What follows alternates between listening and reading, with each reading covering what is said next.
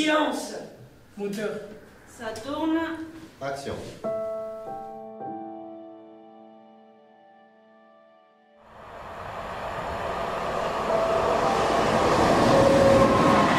On a toujours tous des rêves, hein. Je voulais être pompier, je voulais être hôtesse de l'air, je voulais être avocate, je voulais être... Et chemin faisant, je me suis retrouvée un tout petit peu aussi, comme beaucoup de jeunes, sans diplôme, sans formation, sans rien du tout. Et je me suis dit, tiens, le voyage forme la jeunesse. Et donc je suis partie, j'ai voyagé pendant 15 ans. Et quand je suis revenue, j'ai fait cette formation.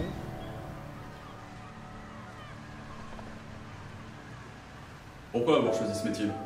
Alors, le métier d'animatrice m'a toujours intéressée. C'est un métier qui permet justement d'aller stimuler, animer et de pouvoir extraire des gens ce qu'il y a au fond d'eux. Et ça, c'est toujours très passionnant. Donc voilà pourquoi j'ai choisi ce métier, puis surtout parce que j'aime les gens. Quelle formation as-tu suivie? En quoi penses-tu qu'on a besoin de ce métier? Quelles sont les contraintes et les avantages de ton métier? Quel est ton parcours professionnel?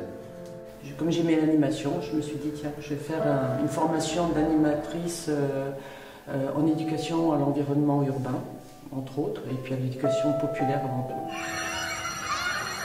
Donc ça veut dire que c'est toutes les thématiques qui traitent de la ville. Et l'avantage de ce type de thème, c'est qu'on y retrouve tout dans la ville. Le côté administratif d'une ville, le côté naturaliste, on peut trouver des choses aussi dans les parcs, l'agriculture urbaine, etc., etc.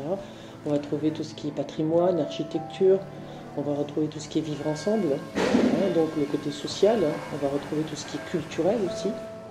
On peut faire du cinéma en faisant de l'environnement, on peut faire des balades en faisant de l'environnement, on peut tout mélanger en plus.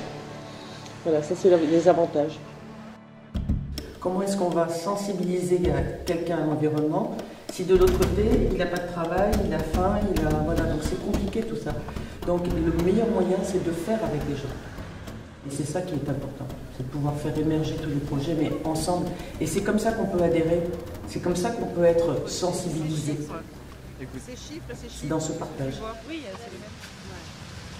Tu veux connaître les inconvénients? S'il y en a, oui. Les inconvénients, c'est la même chose. Ça veut dire qu'il y a beaucoup de choses à explorer. Il ne faut pas non plus s'y perdre. La contrainte, c'est aussi de faire évoluer la mentalité par rapport aux problématiques environnementales. Ça peut être un peu compliqué aussi. Et l'avantage, c'est que le monde est vaste et que c'est magnifique. Donc, on peut toujours faire rêver, toujours montrer ce qu'il y a de merveilleux sur la Terre.